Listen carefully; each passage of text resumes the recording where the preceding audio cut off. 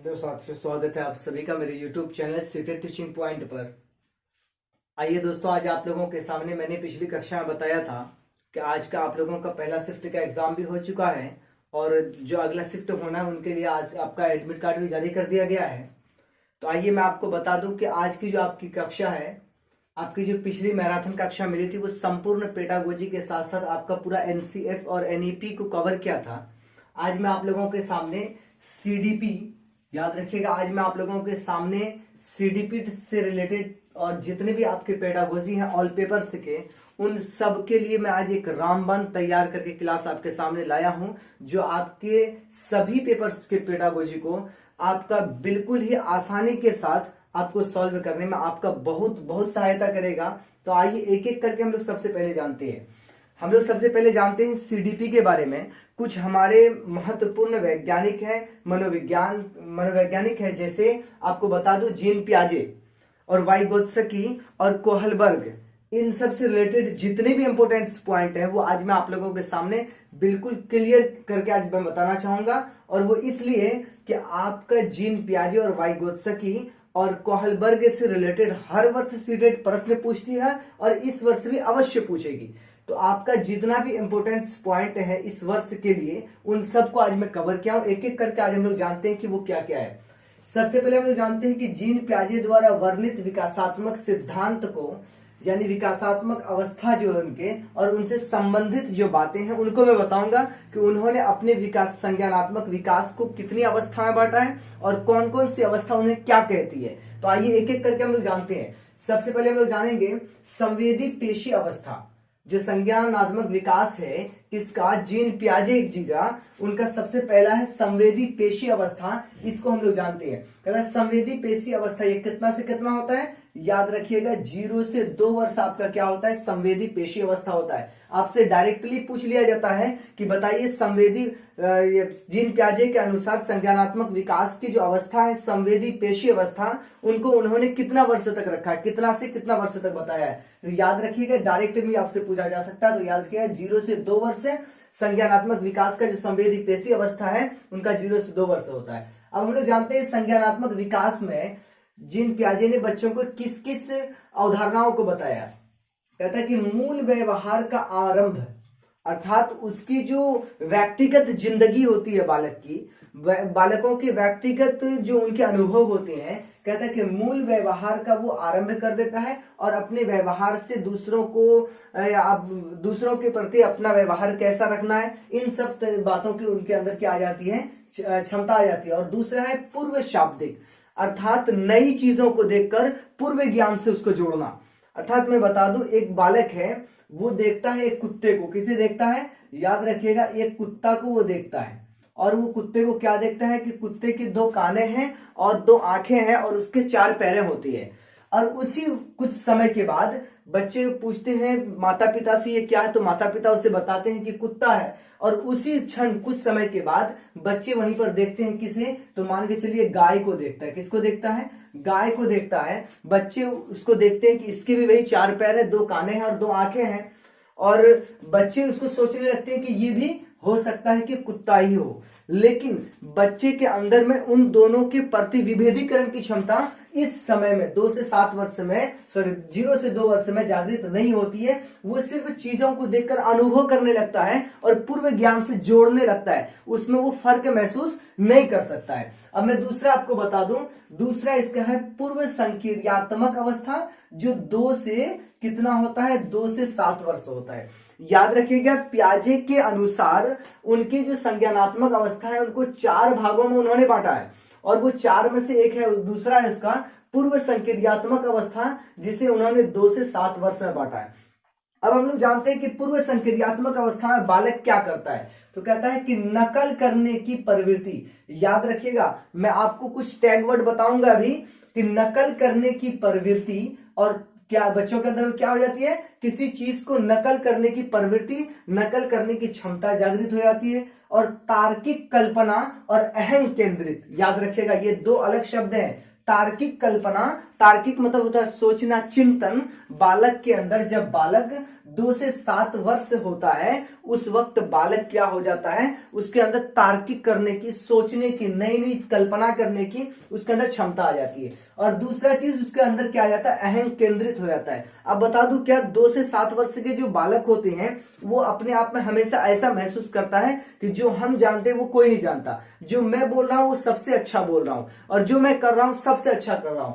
बालक के अंदर थोड़ा क्या, अपने अंदर जो अपने आप को कुछ अधिक वो समझने लगता है, सबसे बेहतर अपने आप को समझने लगता है। तो याद रखिए ये कब आता है, तो जीन पियाजे के अनुसार संज्ञानात्मक के जो 4 सिद्धांत बताए गए हैं उनमें से आपका पूर्व संक्रियात्मक अवस्था, इसमें बालक नकल करने की प्रवृत्ति आ जाती है और उसमें तार्किक कल्पना आ जाता है और अहम केंद्रित आ जाता है। कभी कभी डायरेक्ट आपसे पूछ लिया जाता है कि तार्किक कल्पना बच्चा किस आयु में करने लगते हैं, या आपसे पूछ लेगा डायरेक्ट कि तार्किक कल्पना बालक जीन पियाजे के संज्ञानात्मक सिद्धांत के अनुसार कौन सी अवस्था में करता है। याद रखिएगा, आपसे कभी कभी प्रश्न पूछा जाता है कि बताइए कि तार्किक कल्पना जीन पियाजे के संज्ञानात्मक सिद्धांत के अनुसार बालक किस स्टेज में करने लगता है, कौन से वर्ष में, कौन सी अवस्था में करने लगता है। तो याद रखिएगा कि पूर्व संक्रियात्मक अवस्था में बालक तार्किक कल्पना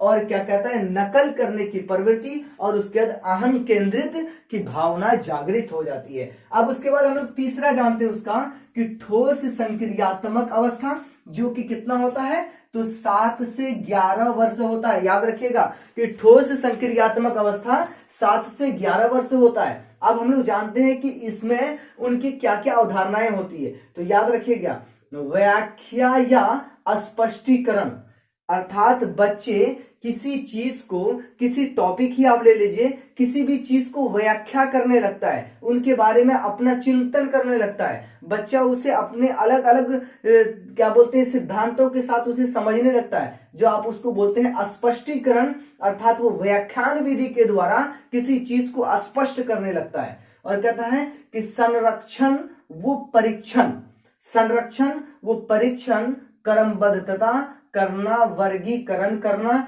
इन सब की भावना कब बच्चे जब ठोस संक्रियात्मक अवस्था में रहते हैं, जो कि 7 से 11 वर्ष होता है, इन अवस्था में बालक ये सारा कार्य करने लगता है। अब इसका चौथा है, मैं आपको कुछ इसकी ट्रिक बताऊंगा। इसका चौथा स्टेज है क्या, कि औपचारिक संक्रियात्मक अवस्था। याद रखिएगा कि जीन पियाजे के अनुसार संज्ञानात्मक विकास के 4 स्टेज बताए गए हैं, उसमें से चौथा आपका क्या है, औपचारिक संक्रियात्मक अवस्था, जिसका बालक का एज क्या होता है, तो 11 से अधिक हो जाता है बालक, अर्थात 11 वर्ष से उसकी आयु अधिक रहती है। इसमें क्या करता है, तर्क का प्रयोग करना। याद रखिएगा कि बालक, तर्क का मतलब होता अपना सोच, अपनी विचार, अपने विचारों का प्रयोग करना, अपने विचारों को बाय प्रैक्टिकल करके देखना। और कहता है निष्कर्ष निकालना, आदर्श चिंतन, शाब्दिक परिकल्पना। बहुत ही इंपॉर्टेंट पॉइंट है ये आपके जीन पियाजे से रिलेटेड। बच्चा तर्क करने लगता है, बच्चा तर्क के साथ प्रयोग करने लगता है। जिस चीज को बच्चा अपने माइंड में सोचा उसे वो करके देखने के लिए उसे अभ्यास करने लगता है। और कहता है कि निष्कर्ष निकालना, अर्थात किसी कार्य को करना या किसी तर्क, जो वो तर्क किया उस तर्क के प्रति उसका क्या निष्कर्ष है, क्या परिणाम है, इसको निकालने लगता है वो। और कहता है आदर्श चिंतन, अर्थात बच्चे जो है वो क्या करने लगते हैं, वो आदर्श चिंतन करने लगते हैं। वो अपने जो भी उनसे रिलेटेड जो भी उनको वो देखता है उनमें वो अलग अलग नई नई चीजों को ढूंढने लगता है। और ये बना कैसे, बच्चे जैसे मान के चलिए कि बच्चे किसी एक साइकिल को देखे, साइकिल को देखने के बाद बच्चे अब इसको ये नहीं देख रहे कि ये साइकिल है, इसके 2 पैडल होते हैं, इसको व्यक्ति चलाता नहीं, उनको वो ये देखने लगता है कि ये साइकिल बना तो बना कैसे, इसमें क्या क्या चीज लगाए गए। याद रखिएगा बच्चे का यही होता है क्या, तो याद रखिएगा आदर्श चिंतन। और कहता है शाब्दिक परिकल्पना, अर्थात नए नए शब्दों को बनाना, नए नए वाक्यों को जोड़ना, खुद से कर कर सीखना, इनकी उनके अंदर क्या आ जाती है, क्षमता आ जाती है। आपसे डायरेक्ट वे में पूछ लिया जाएगा कि बताइए कि बच्चे शाब्दिक परिकल्पना करने लगते हैं जीन पियाजे के कौन से संज्ञानात्मक अवस्था के अनुसार, आपको दे देगा इसमें ये 4, और याद रखिएगा कि औपचारिक संक्रियात्मक अवस्था के अनुसार बच्चे शाब्दिक परिकल्पना करने लगते हैं। ये आपका जितना भी पॉइंट है मैं बता दूं आपके सामने, आज मैं आप लोगों के सामने सभी इंपोर्टेंट पॉइंट को, और जितने भी इंपोर्टेंट पॉइंट है उन सबको आज मैं बताऊंगा। याद रखिएगा, मूल व्यवहार आरंभ होता है और पूर्व शाब्दिक, 2 वर्ड याद रखिएगा यहां पर, नकल करने की प्रवृत्ति, तार्किक कल्पना और अहं केंद्रित। कितना हुआ? 3 2 5। आप याद रखिए व्याख्या या स्पष्टीकरण 6, और याद रखिए संरक्षण व परीक्षण 7, क्रमबद्धता करना, वर्गीकरण करना 9, अब याद रखिएगा तर्क का प्रयोग करना 10, निष्कर्ष निकालना, आदर्श चिंतन, शाब्दिक परिकल्पना। गोया आपको याद रखना है इनमें आपके 15 ऐसे पॉइंट हैं जो आपका ये पॉइंट्स नहीं है, अर्थात ये आपके सीटेट के एग्जाम के पॉइंट ऑफ व्यू से ये 15 प्रश्न है। याद रखिएगा ये 15 प्रश्न है, वो कैसे? तो आइए मैं आपको बताता हूं। आपसे डायरेक्ट, जैसा कि मैंने आपको पिछले बताया है कि आपसे डायरेक्ट पूछ लेगा कि बताइए कि बच्चा कौन सी आयु में जीन पियाजे के अनुसार क्रमबद्धता करना तथा वर्गीकरण करना सीख लेते हैं। याद रखिएगा आपसे डायरेक्ट पूछेगा कि जीन पियाजे के अनुसार बताइए बच्चा क्रमबद्धता करना तथा वर्गीकरण करना पियाजे के कौन से संज्ञानात्मक अवस्था के अनुसार करता है। तो याद रखिएगा कि ठोस संक्रियात्मक अवस्था के अनुसार बच्चे क्या करते हैं? तो बच्चे क्रमबद्धता करना अर्थात वर्गीकरण करना, इन सब चीज को सीख लेता है। इसी तरह आपसे पूछ लेगा कि बच्चा कौन सी जीन पियाजे के कौन से संज्ञानात्मक अवस्था के अनुसार अहं केंद्रित हो जाता है। तो याद रखिएगा जीन पियाजे के पूर्व संक्रियात्मक अवस्था के दौरान बच्चा क्या हो जाता है? अहं केंद्रित हो जाता है। तार्किक कल्पना बच्चों को पूर्व संक्रियात्मक अवस्था में आती है। नकल करने की प्रवृत्ति बच्चों को पूर्व संक्रियात्मक अवस्था में आ जाती है। मूल व्यवहार का आरंभ बच्चा संवेदी पेशी अवस्था में करता है। पूर्व शब्दिक इसको बच्चा कब करता है? तो संवेदी पेशी अवस्था में करता है। अब मैं आपको वो बताने जा रहा हूं कि जीन पियाजे, याद रखिएगा जीन पियाजे का सिद्धांत, आप सिद्धांत डायरेक्ट, आपको ये सिद्धांत डायरेक्ट पूछ सकता है, कह देगा कि निर्माण और खोज का सिद्धांत। डायरेक्ट में आपसे पूछ लेगा कि निर्माण और खोज का सिद्धांत किसने दिया। ऑप्शन में आपको दे देगा जीन पियाजे, कोहलबर्ग, वाइगोत्स्की, और उसके बाद आपको देगा नोम चॉम्स्की। तो याद रखिएगा कि निर्माण और खोज का सिद्धांत दिया है किसने? तो आपके चाचा, याद रखिएगा कि जीन पियाजे ने, याद रखिएगा कि जीन पियाजे ने निर्माण और खोज का सिद्धांत दिया है। आपसे पूछ लेगा कि कार्य क्रिया का अर्जन का सिद्धांत किसने दिया है। याद रखिएगा कार्य क्रिया के अर्जन का सिद्धांत किसने दिया है। तो याद रखिएगा आपके जीन पियाजे ही ने दिया है। अगर आपसे पूछ ले कि कर्मिक विकास की अवस्था, याद रखिएगा कि कर्मिक विकास की अवस्था का सिद्धांत किसने दिया। तो याद रखिएगा कर्मिक विकासात्मक अवस्था का सिद्धांत भी जीन पियाजे ने दिया। ये आपका 3 इंपोर्टेंट सिद्धांत है, ये आपका 3 इंपोर्टेंट पॉइंट नहीं बल्कि आपके सीटेट एग्जाम के पॉइंट ऑफ व्यू से 3 प्रश्न है जो आपको अपने एग्जाम में हूबहू ऐसा ही देखने को मिल सकता है। इसमें आपको जरा भी उलटफेर नहीं होगा। डायरेक्ट आपसे पूछेगा इसी में कि निर्माण और खोज का सिद्धांत किसने दिया। तो याद रखिएगा निर्माण और खोज का सिद्धांत आपके जीन पियाजे ने दिया है। और कार्य क्रिया का अर्जन का सिद्धांत, तो याद रखिएगा जीन पियाजे ने। कर्मिक विकासात्मक अवस्था का सिद्धांत किसने दिया है। तो याद रखिएगा जीन पियाजे ने। अब मैं आपके सामने वो इंपोर्टेंट पार्ट आप देख ही रहे होंगे, वो लाने का, आपको समझाने का प्रयास करूंगा जिससे कि आपका 1 से 2 नंबर सीटेट में पूछना ही पूछना है, और हर वर्ष पूछता और इस साल भी अवश्य पूछेगा। आज हम लोग उन चीज को जानते हैं जिसे आप जानते तो पहले से होंगे, लेकिन कुछ ऐसे नए वर्ड को आज मैंने इसमें शामिल किया है जो कि आपको पिछले वर्ष से जो ऑनलाइन एग्जाम हुआ था उसमें कुछ न्यू वर्ड पूछे गए थे, और इसलिए मैं कुछ न्यू वर्ड लाया हूं ताकि आप लोगों के सामने वो आपसे अनजान न रह जाए। तो या हम लोग जानते हैं, कहता है कि प्रमुख अधिगम अक्षमताएं, याद रखिएगा कि प्रमुख अधिगम अक्षमताएं, आपको मैंने पहले बताया था अधिगम के बारे में, याद रखिएगा एक है अधिगम और दूसरा है आपका क्या, तो याद रखिएगा दूसरा है आपका अर्जन।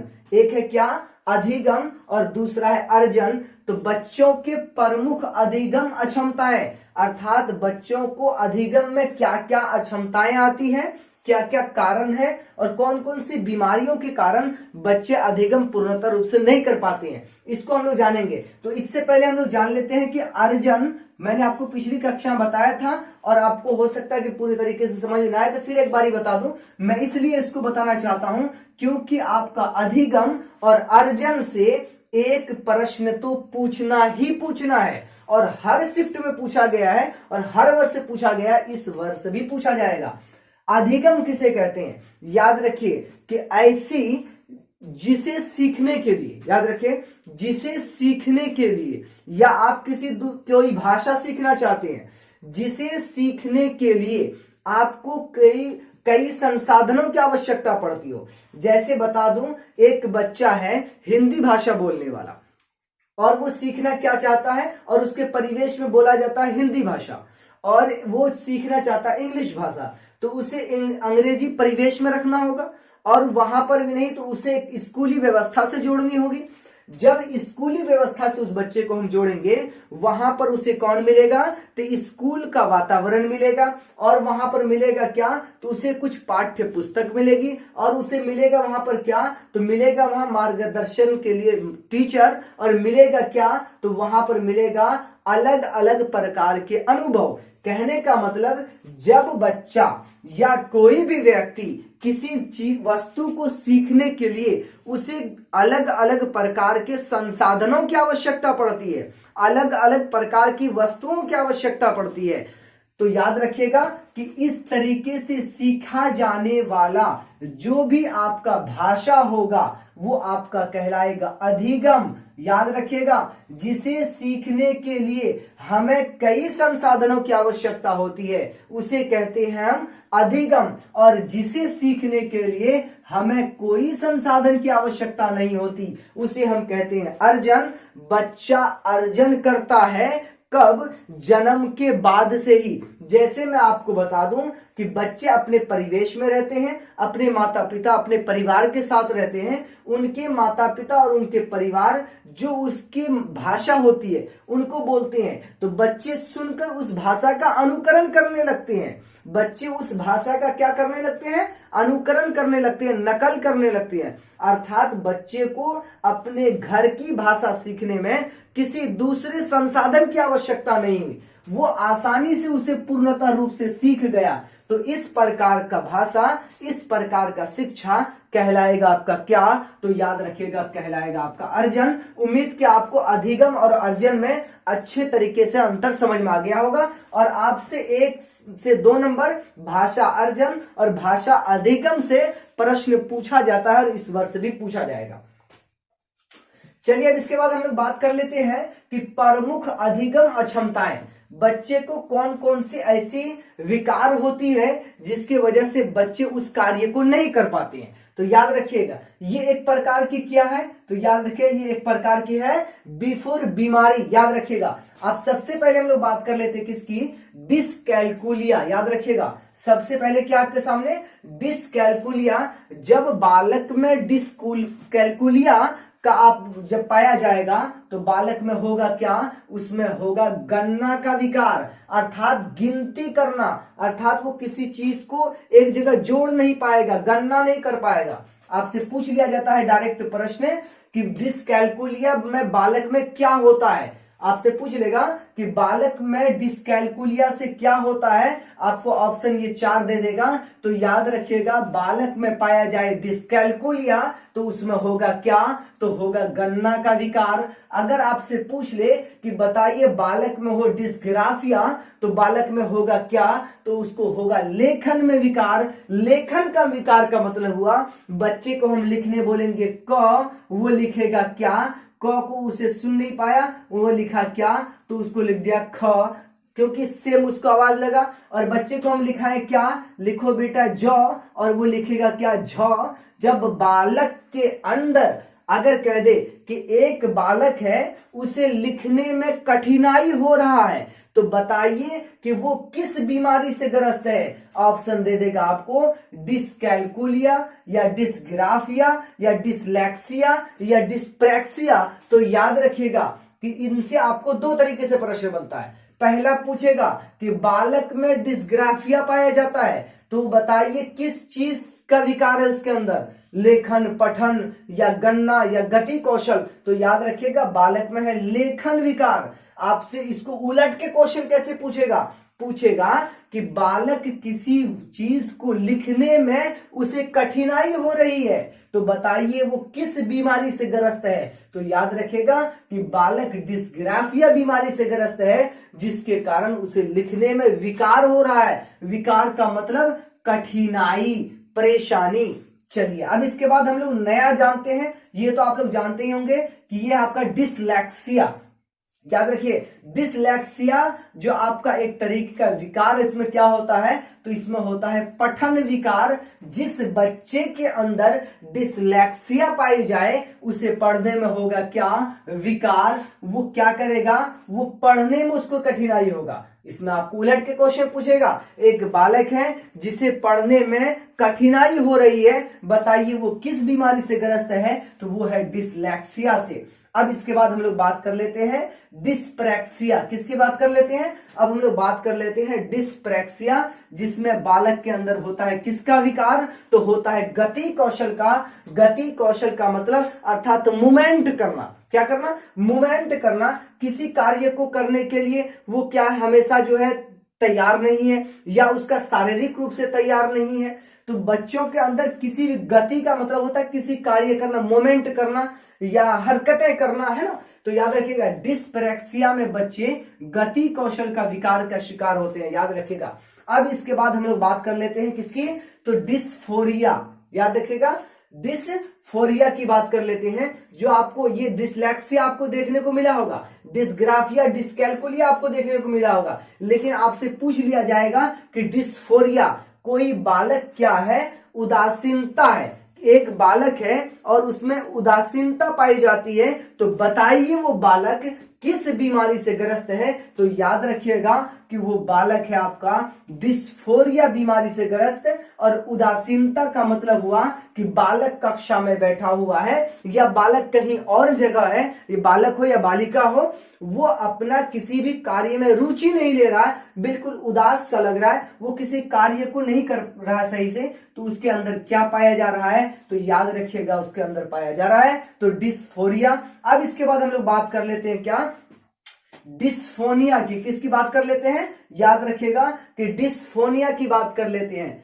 कहेगा एक बालक है और उसके अंदर आवाज की कठिनाई पाई जाती है, किसी लफ्ज को साफ नहीं बोल पाता है, या बोलने में उसकी जबान लड़खड़ाती है, या बोलने में वो च को झ बोल देता है, साफ नहीं बोल पाता है, आवाज की परेशानी है। तो बताइए बालक किस बीमारी से ग्रस्त है, तो याद रखिएगा बालक डिस्फोनिया बीमारी से ग्रस्त है। अगर आपसे पूछ लेगा कि बताइए बालक अपने शरीर में क्या करने लगता है, कमी तलाश करने लगता है, कमी ढूंढने लगता है। किसी दूसरे व्यक्ति को देखा, वो तो बहुत हैंडसम है, बहुत स्मार्ट है, और अपने आप को देख रहा है कि भाई हम तो कुछ नहीं है, वो देखो कितना एकदम बॉडी बिल्डर है ना, इस तरीके का। जब बालक अपने शरीर में क्या ढूंढने लगे, तो कमी ढूंढने लगे, और वो बताइए वो बालक किस बीमारी से ग्रस्त है। तो याद रखिएगा कि अगर बालक अपने शरीर में ढूंढने लगे क्या,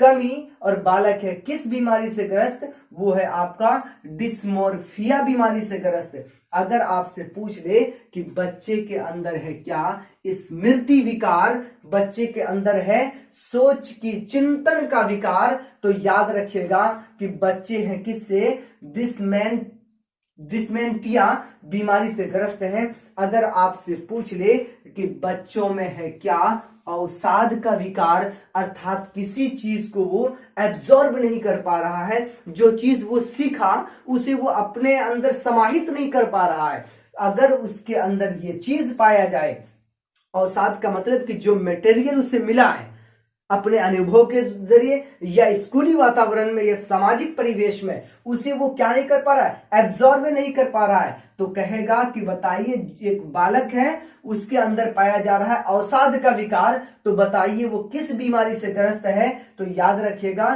कि डिस्थीमिया बीमारी से वो ग्रस्त है। किससे, डिस्थीमिया बीमारी से ग्रस्त है। अगर आपसे पूछ ले कि बच्चे के अंदर है क्या गतिशीलता का विकार, किसका विकार, गतिशीलता का विकार, याद रखिएगा गतिशीलता का विकार है और वो किस बीमारी से ग्रस्त है, तो याद रखिएगा वो है डिस्टोनिया।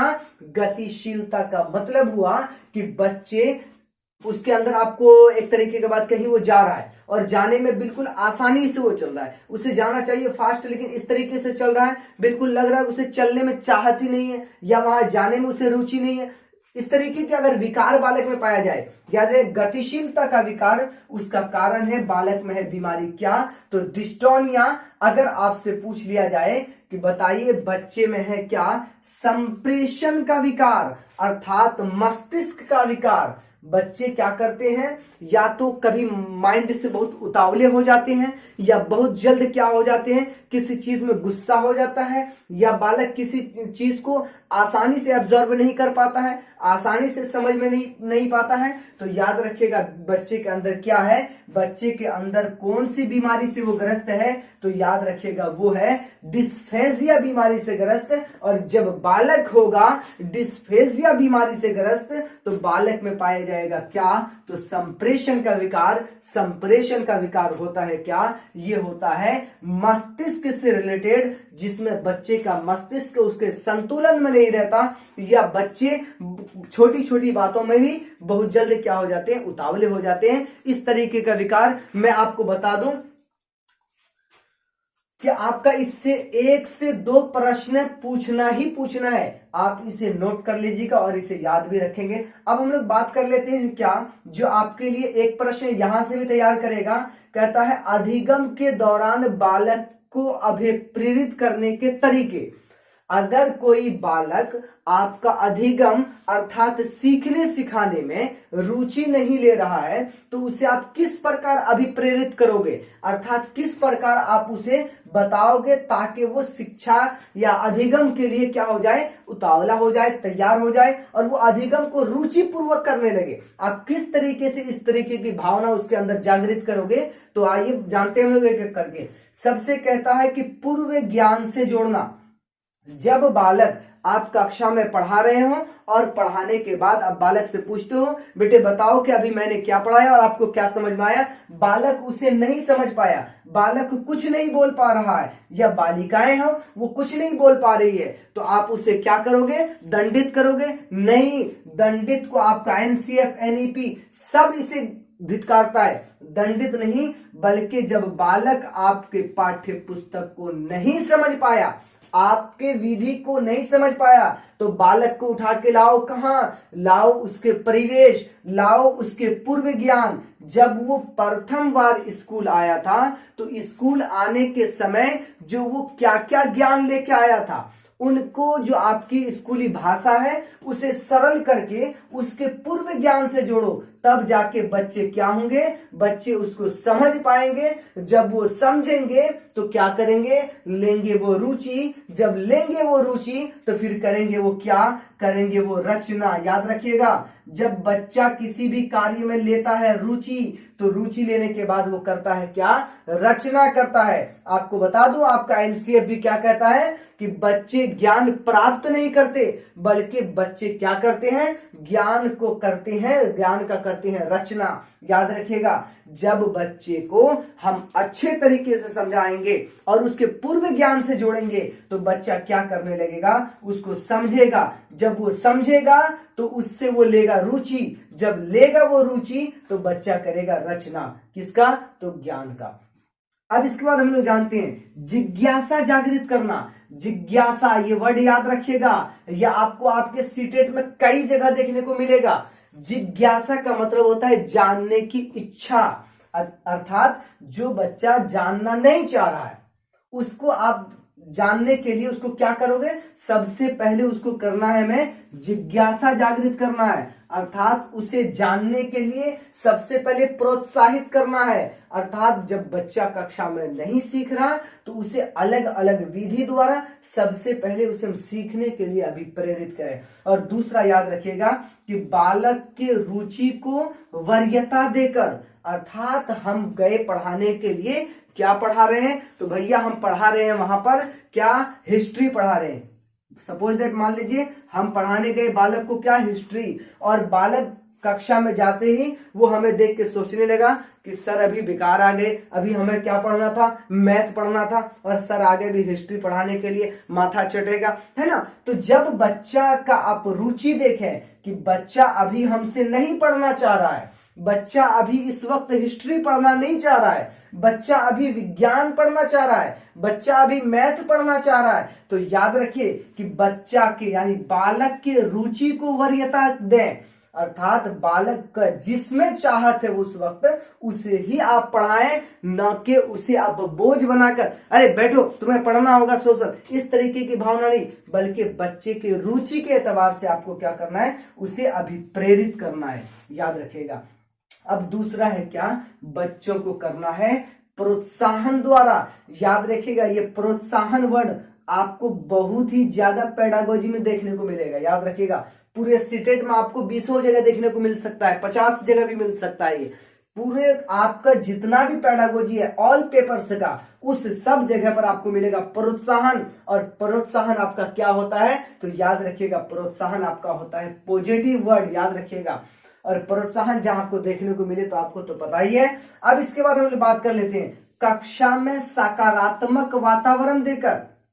सकारात्मक, ये भी याद रखिएगा, सकारात्मक आपका पॉजिटिव वर्ड है। याद रखिएगा, सकारात्मक वातावरण देकर, यानी कि एक दूसरे बच्चे के प्रति क्या करना, अंतः क्रिया करने की भावना जागृत करना, एक दूसरे बच्चों से क्या करना, समूह में ग्रुपिंग में कर सीखने के लिए उसे वातावरण देना, उसे परिवेश देना, ताकि बालक आसानी से उसे समझ सके। कक्षा में सकारात्मक वातावरण देना, कक्षा में न कि नकारात्मक वातावरण। अगर कोई बच्चा कम जानता है, आप अगर कोई बच्चा अधिक जानता है, कोई कम जानता है, आप उसे कक्षा में क्या करेंगे, अरे उससे दूर रहो, वो लड़का पढ़ता नहीं है, वो अच्छा बच्चा नहीं है, वो काम करके नहीं आता, वो होमवर्क पूरा करके नहीं आता, इस तरीके की भावना नहीं।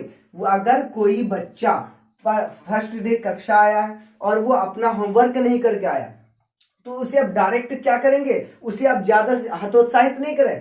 क्यों कि अगर बच्चों में आप ज्यादा हतोत्साहित करेंगे तो बच्चों में क्या होगा, नकारात्मक चिंतन उत्पन्न होगा। जब बालक नकारात्मक चिंतन उत्पन्न होगा उसके मस्तिष्क में, तो उसे क्या होगा, उसे पठन पाठन क्रिया से लगने लगेगा भय। जब उसे होगा भय तो वो फिर स्कूल से क्या करेगा, अपने आप को दूर करने लगेगा। जब बालक कार्य करके नहीं आए घर से, उसे तब भी हमें नकारात्मक वातावरण नहीं देना है, नकारात्मक विचार से उसे नहीं बुलाना है, बल्कि उसे सकारात्मक रूप से वातावरण देना है और भी ज्यादा उसे प्रेम करना है, ताकि बालक आज कार्य करके नहीं आया, वो अगले दिन से कार्य करके आने लगे। इस तरीके का वातावरण देना है। तो याद रखिएगा, ये आपके अधिगम के लिए ये 4 पॉइंट आपका है एक तरीके का रामबाण। याद रखिएगा कि अधिगम से रिलेटेड आपसे जो भी प्रश्न पूछ ले, वो प्रश्न में आपका ये 4 पॉइंट आपका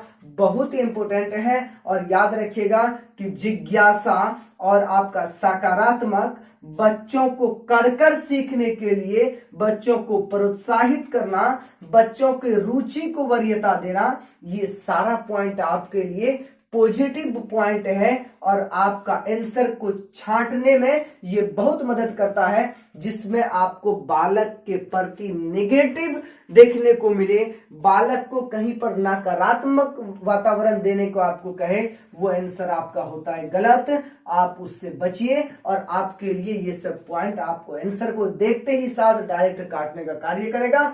उम्मीद कि आज की कक्षा आप लोगों के लिए बहुत ही वेटफुल रही होगी और आपको अच्छी भी लगी होगी, समझ में आई होगी और इसे आप याद कर लें और इसे आप अपने नोटबुक में नोट कर लें। बहुत ही कम समय बचा है और आपको इस पूरे क्लास से 2 से 3 प्रश्न देखने को अवश्य मिलेगा। और दूसरा चीज कि अगर आज की पेडागोजी और आज का पॉइंट पॉजिटिव और नेगेटिव को आप अगर आसानी से समझ गए हैं तो आपके पूरे पेपर का पेडागोजी को आसानी के साथ सॉल्व करने में आपका बहुत बहुत सहायता करेगा। तो अगर आप लोगों को अच्छा लगा है तो लाइक का बटन दबाना ना भूलें। चलिए तो फिर मिलते हैं नेक्स्ट वीडियो में, जब तक के लिए goodbye, best of luck.